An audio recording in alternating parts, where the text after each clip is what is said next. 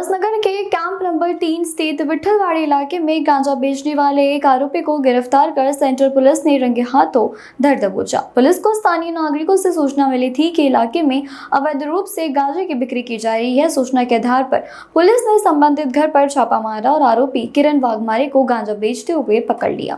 कार्रवाई के दौरान उनके कब्जे से करीब आधा किलो गांजा बरामद किया गया। पुलिस ने आरोपी के खिलाफ मामला दर्ज कर आगे की जांच शुरू कर दी है। पारंपरिक जांच में यह बात सामने आई कि इलाके के कुछ युवक और विद्यार्थी तक नशीले पदार्थ पहुंचाए जा रहे थे। फिलहाल पुलिस यह भी जांच में लगी है कि अभी तक इसने किस किस किस लोगों का सेवन किया है और साथ ही यह नेटवर्क कितना बड़ा है। विठ्ठलवाडी रेल्वे स्टेशनच्या आसपासमध्ये भोपाळ समाज जी वस्ती आहे त्याच्यामध्ये काही लोक गांजा विक्री करत आहेत अशी बातमी मिळाली होती मध्यवर्ती पोलीस पथकाला। त्यानुसार त्या पथकाने त्या ठिकाणी छापा मारला। छाप्यामध्ये त्यांना एक किरण वाघमारे नावाचा इसम मिळून आला। त्या किरण वाघमारेच्या ताब्यामध्ये 450 ग्रॅम वजनाचा गांजा मिळालेला आहे। त्यानुसार त्याच्यावरती गुन्हा दाखल केलेला आहे आणि गुन्हा दाखल करून किरण वाघमारे यास अटक केलेली आहे।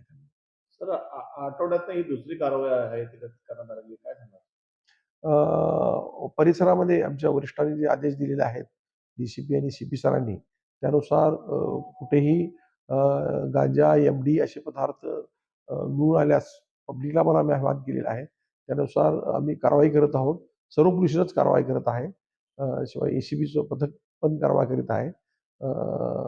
तर जनतेला सुद्धा मी असं आवाहन करेल की आज काय असेल तर त्यांनी डायरेक्ट कॉन्टॅक्ट करून आम्हाला जरी माहिती दिली तर आम्ही त्यावरती कडक कारवाई करणार। सर कुठून आणण्यात आला होता आणि कुठे देत होता? हा बाहेरून गांजा आणलेला होता आणि तो लोकांना पुडी करून छोटीशी विक्री करत होता अशी माहिती मिळते। ते कुठून आणला होता ह्याचा आता त्याला पोलीस स्टेशन मिळालेली आहे। पोलीस शोध सुरू आहे। सर याच्यात अजून कोणी आरोपी? सध्या तपास सुरू आहे। त्याच्यामध्ये अजून आरोपी निष्पन्न होण्याची शक्यता आहे।